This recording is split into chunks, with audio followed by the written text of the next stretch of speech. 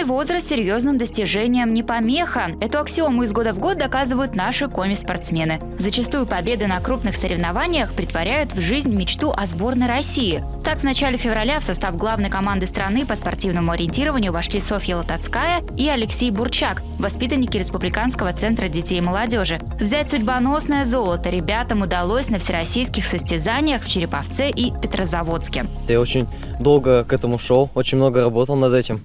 Тренировался, провел хорошую летнюю подготовку и удачно выполнил все установки тренера. Начала я заниматься в 3 классе, но осознание того, насколько спорт значим в моей жизни, пришло только 3 года тому назад. Ориентирование, оно соединяет не только физическую подготовку, но и еще умственные способности.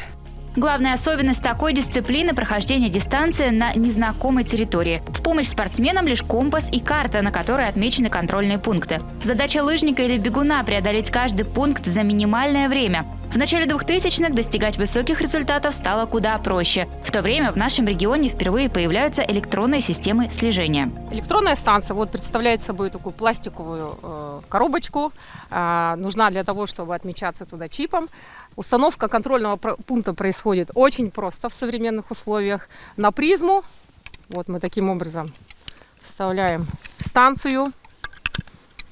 И в необходимое, в нужное нам место мы просто ее устанавливаем. На руке лыжника при этом имеется специальный чип. При прохождении контрольного пункта электронная станция ловит сигнал этого маленького устройства, и он моментально заносится в систему. Данные чипы работают на специальных батарейках. Перед началом забега спортсмену необходимо чип активировать. Для этого он подходит к станции, прикладывает его, и раздается характерный сигнал. Это значит, что чип готов к работе. Затем спортсмен надевает его на палец, чтобы было удобнее использовать данное устройство. И, как мы сейчас можем наблюдать, у спортсмена данный чип уже надет на руку, и, собственно, он используется уже потом в работе. Скажи, пожалуйста, было ли такое, что при прохождении дистанции чип не срабатывал на контрольном пункте? Да, бывает. Если он далеко от станции, то он может не сработать. Главное там дистанцию держать. Минимальное расстояние от чипа до станции 30 сантиметров. Спортсменам приходится ловко нагибаться, иногда и вовсе приседать, чтобы сигнал был все-таки пойман. Если этого не произойдет, прохождение КП будет просто не засчитано. Юлия, вы занимались спортивным ориентированием много лет назад, и скажите, как это было раньше, до электронных систем? До электронной отметки отметка на контрольном пункте производилась с помощью специальных компостеров, которые были на контрольных пунктах. У них у всех был разный рисунок. И прибегая на финиш, каждый участник сдавал карточку участника с проколами.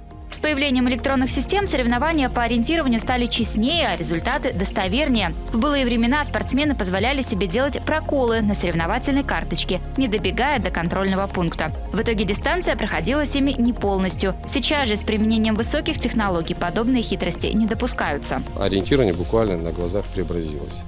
То есть, оно стало скоростным, то есть отметка бесконтактная.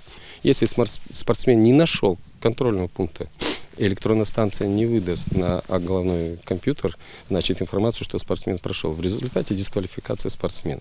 Если спортсмен некорректно отметился, тоже идет дисквалификация.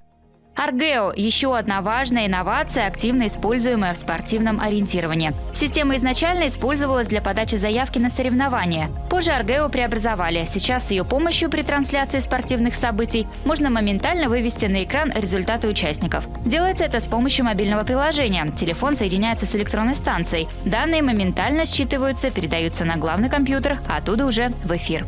Внедрять в спорт высокие технологии значит не только вкладываться в его развитие. Различные гаджеты, программы или системы в первую очередь помогают в достижении высоких результатов. Мир не стоит на месте, и очень важно, чтобы наши спортсмены продолжали идти в ногу со временем.